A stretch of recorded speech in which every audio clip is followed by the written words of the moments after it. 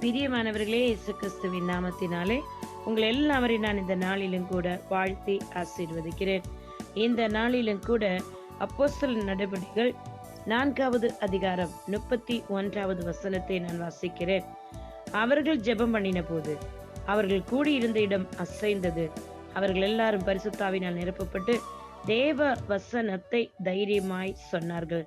எனக்கு அருமையானவர்களே, இன்றைக்கும் நீங்கள் இன்னும் தேவனுடைய வசனத்தை, தேவனுடைய வார்த்தையை தைரியமாய் பிரசங்கிக்க உங்களால முடியாமல் இருக்கிறதா? உங்களுடைய ஜெபம் எப்படிப்பட்ட ஜெபமா இருக்குது என்று நீங்கள் உங்களைத்தானே சோதித்து பாருங்க.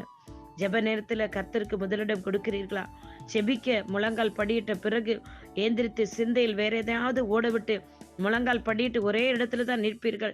வேதத்தை வாசிக்க உட்கார்ந்தால் வேதம் முன்னால் இருக்கும், ஆனா வேதத்தை வாசிக்க மாட்டீர்கள். உங்கள் எண்ணங்கள் சிந்தனை வேற எங்கோ போய் கொண்டிருக்கும்.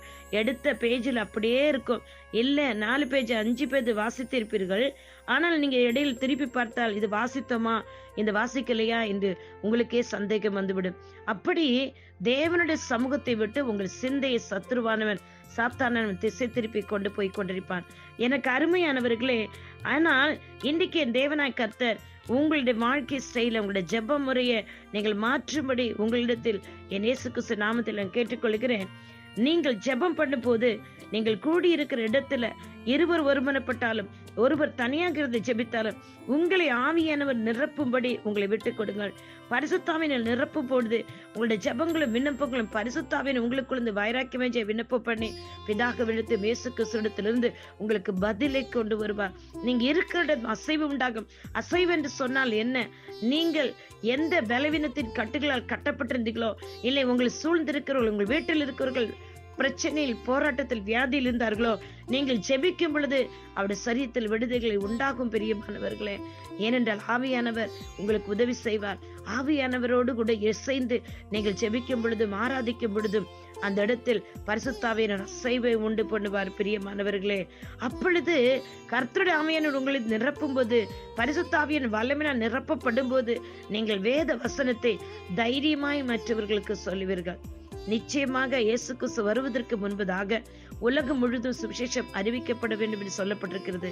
நீங்கள் பரிசுத்தால் நிரப்பப்பட்டு ஜெபம் பண்ணும்போது ஆவியானவர் உங்களுக்கு உதவி செய்வார். நீங்கள் வேத வசனத்தை மற்றவர்களுக்கு பிரசங்கிப்பீர்கள். இந்த வேத வசனமானது கர்த்தர் நமக்கு கொடுத்தது. இது உலகம் முழுவதும் அத்தனை கோடி ஜனங்களும் இந்த வேதத்தை வாசிக்க வேண்டும், வேதத்தை அறிந்திருக்க வேண்டும். இதில் இருக்கிற வார்த்தைகள் ஜீவனுள்ள வார்த்தைகள். இது கிறிஸ்துவின் வாயிலிருந்து புறப்பட்டு வந்த ஜீவனுள்ள வார்த்தைகள். பிதாவாக தேவனிடத்தில் புறப்பட்ட ஜீவனுள்ள வார்த்தைகள் பரிசுத்தாவின் வல்லமையினால் வேதாகமம் எழுதப்பட்டிருக்கிறது என்று சொல்லி, இந்த வார்த்தைகள் ஆவியும் ஜீவனும் உள்ளது. இதை வாசிக்கிறவன் ஆவியும் ஜீவனையும் பெற்றுக்கொள்ளும் என்று சொல்லி நீங்கள் சுவிசேஷத்தை அறிவிப்பீர்கள் என்றால் இன்றைக்கும் அநேகர் விடுவிக்கப்படுவார்கள். கர்த்தர் உங்களையும் உங்கள் குடும்பங்களையும் ஆசீர்வதிக்கட்டும். நீங்கள் வேத வசனத்தை தியானிங்க, அமர்ந்திருந்த தியானிங்க. சும்மா வாசித்துட்டு போக கூடாது. ஜெபம் பண்ணும்போது கர்த்தருடைய ஆவியானோட உதவியோடு பரிசுத்தார் நிறந்து ஜெபம் பண்ணுங்க.